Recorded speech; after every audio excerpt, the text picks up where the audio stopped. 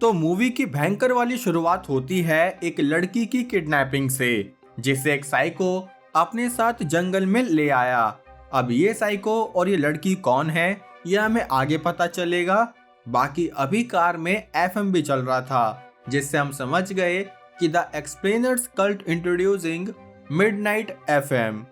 और दोस्तों, ये स्टोरी एंड तक देखना यार, क्योंकि ये एकदम नेक्स्ट लेवल थ्रिलर है। खैर, अब यहाँ से सीन एक फेयरवेल पार्टी में आया, जो कि स्किम नाम की आरजे के लिए रखी गई थी।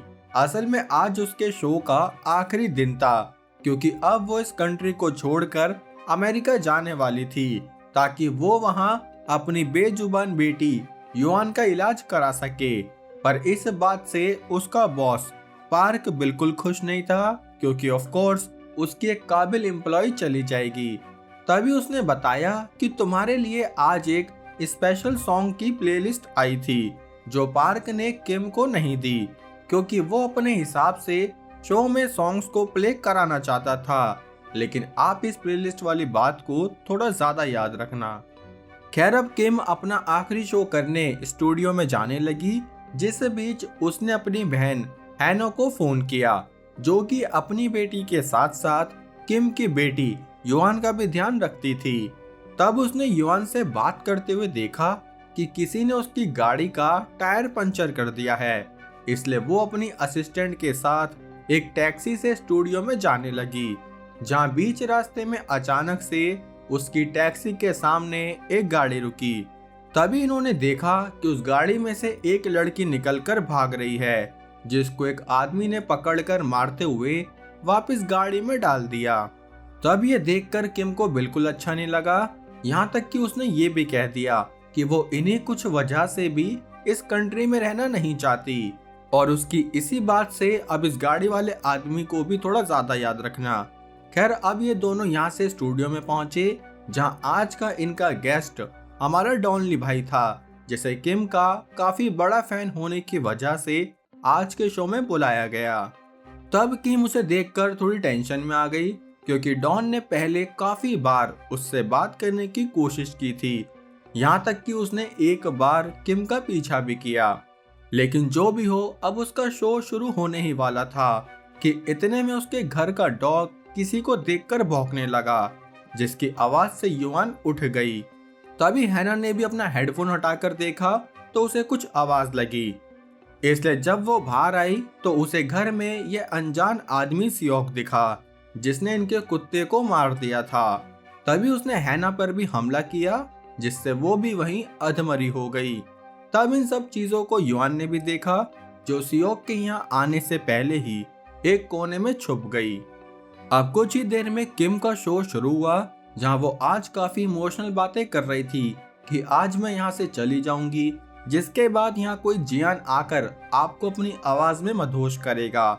उसकी इन बातों के बीच ही उसके फोन पर हैना के काफी मैसेज आने लगे। तब वो प्रोड्यूसर की दी गई लिस्ट के हिसाब से एक सॉन्ग को प्ले करके हैना से बात करने साइड में आई, जहाँ उसका आंसर हैना ने नहीं बल्कि सियोक ने दिया, जो बोला कि आज तुम वो गाने प्ले क्यों नहीं कर रही जिनकी मैंने लिस्ट भेजी थी। क्या तुम नहीं चाहती तुम्हारी फैमिली जिंदा रहे?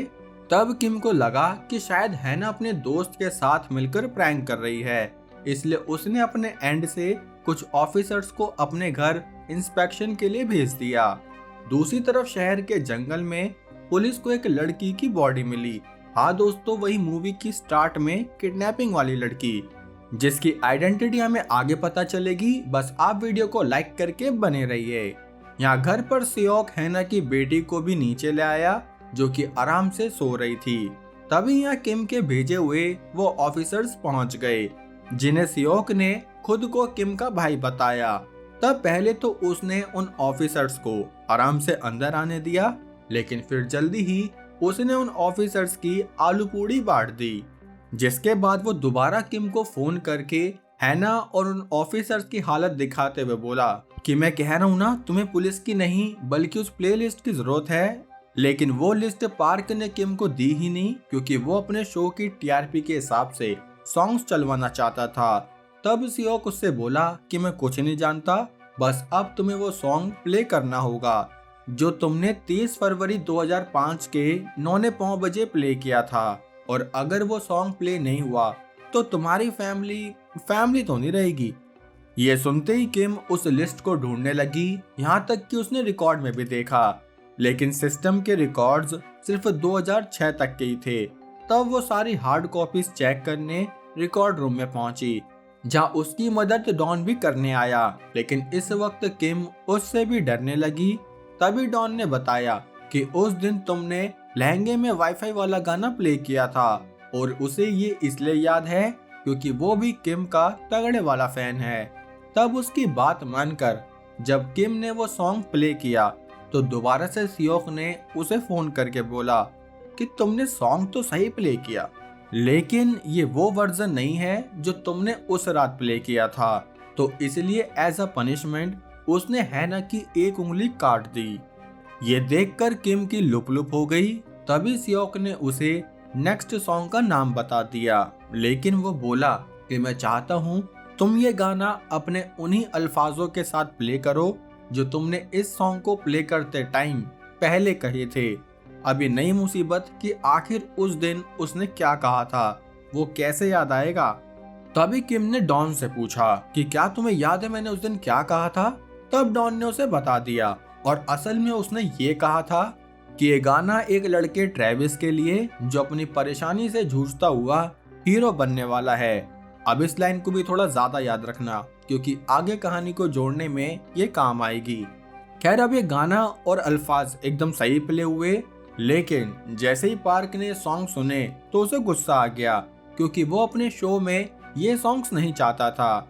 इसलिए उसने स्टूडियो में आकर उस सॉन्ग को बंद कर दिया, जिससे कि सियोक को दोबारा गुस्सा आया। इसलिए उसने तभी के तभी किम को फोन करके ठीक उसके सामने ही उसकी बहन हैना की आलू पूड़ी बांट दी। तब ये देखकर वो वहीं बेहोश हो गई, जिससे बाकी लोगों को भी पता चला कि आखिर ये क्या गेम चल रहा है। अब जब किम को होश आया तो उसने सबसे पहले पार्क को एक रसीद दी, क्योंकि उसकी वजह से अब हैना नहीं रही। साथ ही तब पार्क ने बताया कि किसी ने उस लड़की को भी मार दिया जिसे मैं तुम्हारे जाने के बाद आरजे के लिए अपॉइंट करने वाला था। मतलब असल में वो मूवी की शुरुआत वाली लड़की पार्क के द्वारा अपॉइंट होने वाली नई आरजे थी, जो किम की जगह लेती, लेकिन सियोक उसकी जगह किसी को नहीं देना चाहता था। और ऐसा क्यों, ये भी हमें आगे पता चलेगा। अब इतने में किम को युआन ने फोन किया, जो कि बोल नहीं सकती थी, तो उसने फोन पर कुछ ठप ठप करके अपनी माँ को बता दिया कि वो अभी तक तो ठीक है। तब किम ने पार्क से एक ब्रॉडकास्टिंग वैन मांगी ताकि वो शो को होस्ट करते करते घर पहुंचकर अपनी बेटी को बचा सके। जिस बीच पार्क ने पुलिस को भी फोन कर दिया। अब यहाँ हैना की बेटी जाग गई, जिसको देखकर सियोक ने किम को फोन किया। तब उसने काफी पैनिक होते हुए सियोक से रिक्वेस्ट करी कि प्लीज मेरे बच्चों को कुछ मत करना।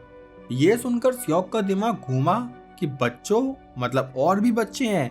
तभी यहाँ ऊपर से एक फुटबॉल नीचे गिरी, जिसे देखकर सियोक जल्दी से ऊपर देखने भागा, जिससे वो समझ गया कि जरूर यहाँ कोई ना कोई है। तभी उसने किम को बताया कि तुमने मुझसे झूठ बोलकर अच्छा नहीं किया। तब ये सुनकर किम अपनी बेटी को बचाने भागने लगी। यहाँ घर पर सियोक जैसे ही युआन को देखने ऊपर पहुंचा तो युआन दूसरे रास्ते से नीचे आकर हैना की बेटी की रस्सी खोलने लगी, जिसे उसने कुछ हद तक खोल ही दिया था कि इतने में यहाँ सियोक पहुंच गया, जिसने इस बार इन दोनों बच्चों को पकड़ लिया। यहाँ जब किम ने अपने बच्चों की आवाज सुनी तो वो अपने बच्चों को बचाने जल्दी से अपने एरिया में पहुंची, जहां वो सियोक से बात करते करते अपने घर जा ही रही थी कि तब तक सियोक दोनों बच्चों को लेकर यहाँ से निकल गया। जहां डॉन ने बीच में आकर उसे रोकना चाहा, लेकिन सियोक जैसे तैसे यहाँ से भाग निकला। तब उसने दोबारा किम को कॉल करके बताया कि अब तुम अपने बच्चों को कभी नहीं देख पाओगी। जिसके बाद उसने टीवी स्टेशन को फोन करके एक वीडियो टेलीकास्ट करने के लिए कहा, जो कि रिपोर्टर्स ने अपनी टीआरपी के लिए कर भी दी। अब घर पर किम अपनी बेटी की फोटो देखने लगी, जिस बीच उसे पता चला कि असल में जब वो एक न्यूज रिपोर्टर थी तब उसने क्रिमिनल्स के अगेंस्ट एकदम खुलकर बात करी, जिसे ये साइको सियोक भी सुनता था। तभी उसने एक दिन किम को फोन करके पूछा कि अगर कोई ट्रेविस नाम का आदमी अपनी परेशानी से जूझ रहा हो तो उसे वो परेशानी खत्म करके हीरो बन जाना चाहिए या नहीं। तब किम ने उसे हाँ कह दी, लेकिन वो ये नहीं जानती थी कि आखिर ये सियोक किस परेशानी के बारे में बात कर रहा है। और तभी से उसने काफी सारे मर्डर्स करना शुरू किया, जिससे कि उसकी इमेज एक हीरो वाली बन सके। तब ये सब जानकर किम के दिमाग की बत्ती जली, इसलिए उसने खुद मीडिया के सामने आकर ये कहा कि हाँ, सियोक एक क्रिमिनल नहीं बल्कि हीरो है, जो खुद सियोक भी टीवी में देख रहा था। तब उसने दोबारा किम को फोन करके कहा कि आखिरकार तुमने मेरी सच्चाई दुनिया को बता दी, लेकिन अब बहुत देर हो गई है, मैं ऑलरेडी तुम्हारी बेटी को मार चुका हूँ। और ये बात उसने इसलिए कही क्योंकि वो जानता था कि पुलिस किम का फोन ट्रैक कर रही होगी, इसलिए तब उसने फोन पर ठप ठप करके इशारा किया कि हाँ, तुम्हारी बेटी जिंदा है और अगर वो तुम्हें चाहिए तो उस जगह आ जाओ जहाँ का आसमान सफेद है लेकिन बादल काले। तब इस पहेली को सिर्फ किम का ट्रू फैन ही समझ सकता था, जो किम तो समझ गई, लेकिन साथ साथ डॉन भी समझ गया, जो पहले से ही उसकी मदद करना चाहता था। इसलिए तब वो भी बिना बताए उस लोकेशन के लिए निकल गया। तब पुलिस भी किम का पीछा करने लगी, जहां वो पुलिस को चकमा देकर उस लोकेशन पर अकेले ही पहुंच गई, जहां जल्दी से डॉन भी आ गया।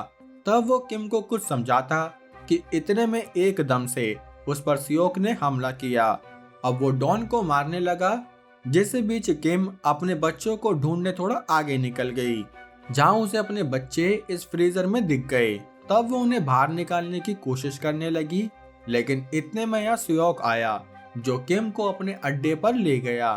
तब हमें पता चला कि वो अपने अड्डे से ही कैमरा की मदद से युआन पर भी नजर रख सकता था। तभी उसने किम की असिस्टेंट को फोन करके शो लाइव करने के लिए कहा, क्योंकि अब वो किम को भी अपनी तरह हीरो बनाना चाहता था, जिसके लिए वो यहाँ उस आदमी को लेकर आया, जो याद है गाड़ी रोककर एक लड़की को मारते हुए अपनी गाड़ी में डाल रहा था।